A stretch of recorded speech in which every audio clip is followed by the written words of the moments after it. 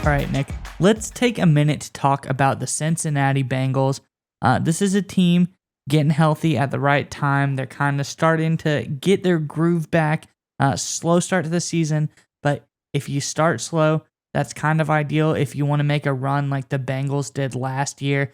And then, heat up right at the right time in the playoffs and make a huge run to the Super Bowl. As we all know, that happened.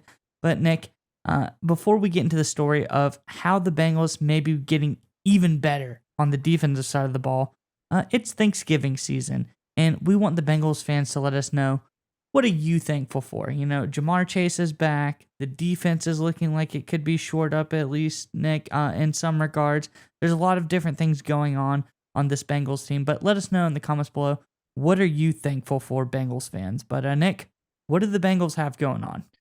I tell you what, one thing Bengals fans have to be thankful for is the fact that the loss of Chidobe Awuzie, a really solid corner, arguably their best corner, looks like it may be mitigated a little bit by the emergence of a certain rookie, and this is Cam Taylor-Britt, the second-round draft pick out of Nebraska. According to Bengals Wire here, that the report here outlined how good he was against the Pittsburgh Steelers. I'm going to read here a little bit from the article. He said, second-round pick Cam Taylor-Britt has been thrown into more playing time than likely anticipated in the wake of the injury to Awuzie.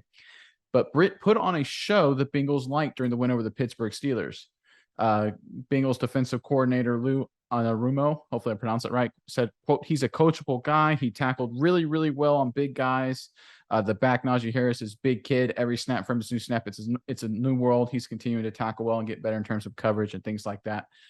Britt had 12 total tackles for the Cincinnati Bengals, again, proving he's a physical, tough guy. That was kind of the credit to him as one of his traits coming out of college. Had some nice coverage reps against George Pickens as well.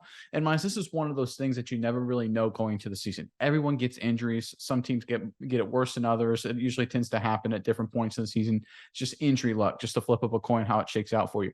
But what really can matter is getting quality young players, usually in the draft, sometimes undrafted, sometimes you pick them up off the waiver wire, however you do it, getting a guy in there to replace some of those injuries and doing a good job. And it looks like Cam Taylor-Britt did an outstanding job against the Pittsburgh Steelers. Looks like he's going to be just fine as a starter opposite Eli Apple going forward these next few weeks. I think this is a really good sign for a Bengals defense because we know their front four is pretty good. Hendrickson's an animal. The question was really at the cornerback once Awuzie went down, like how are they going to hang in there, what they were going to be like. And it looks like Britt may be the answer to their prayers in that regard. What do you think of this Bengals secondary and Britt and just everything they have going on right now? Well, this kind of goes twofold, Nick. Obviously, first of all, we saw Britt in some really nice action, as you said, going up against George Pickens, another rookie receiver who was also known for his physicality at Georgia and in the NFL. He shows he's a big physical receiver, a little extracurricular blocking by him and on some other plays.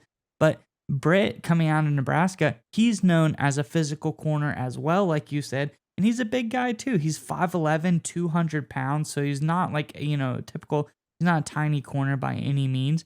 But Nick, the other part of this is when a guy comes in and plays really nicely, we know how good Awuzie is. There's no doubt in our minds that when he comes back, he is also going to be the starter for this Bengals team.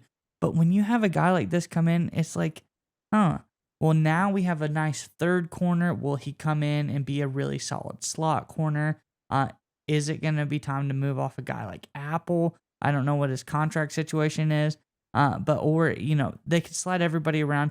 It just makes it better for the future. So not only is it good to shore up and know that you have a solid guy to come in as depth as a replacement, but this might be a newfound piece on this defense for the Bengals as far as, a slot corner or a second corner, Nick. Yeah, you bring up a great point about Eli Apple and Awuzie. I think I just looked up to make sure he did have a successful ACL surgery. He's not expected back. He's looking to be a 2023 return guy.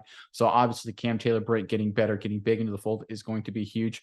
But I love the point you made up about Eli Apple potentially replacing him because going into next year, after this year, Eli Apple will be a free agent. And that's a big decision the Bengals are going to have to make. Obviously, they got some big contract things coming up. Obviously, Joe Burrow, Jamar Chase, they're going to have to spend a lot of dollars on the superstars on offense, and they may have to let some veterans, some solid veterans like Apple go. But if, usually that can really hurt a team sometimes. We see it every once in a while. But when you have a quality young backfill, backlog of players like Cam Taylor-Britt, looks like he could be that kind of guy. waiting in the wings. The losses of Eli Apple feel very small, in some cases don't feel anything at all. So again, you've got a rookie here. You don't really want to see him get his playing time due to injury, especially how good Awuzie is, to your point. But I think the fact that he's playing well and defensive coordinator really likes what he's doing out there. He's a physical, tough kid. He's not backing down from George Pickens, who's a physical, tough specimen of his own right. I think it's a good sign for the Bengals as they make that playoff push that you talked about. And again, not just good for this year, but next year as well, as they have to make tough salary cap decisions.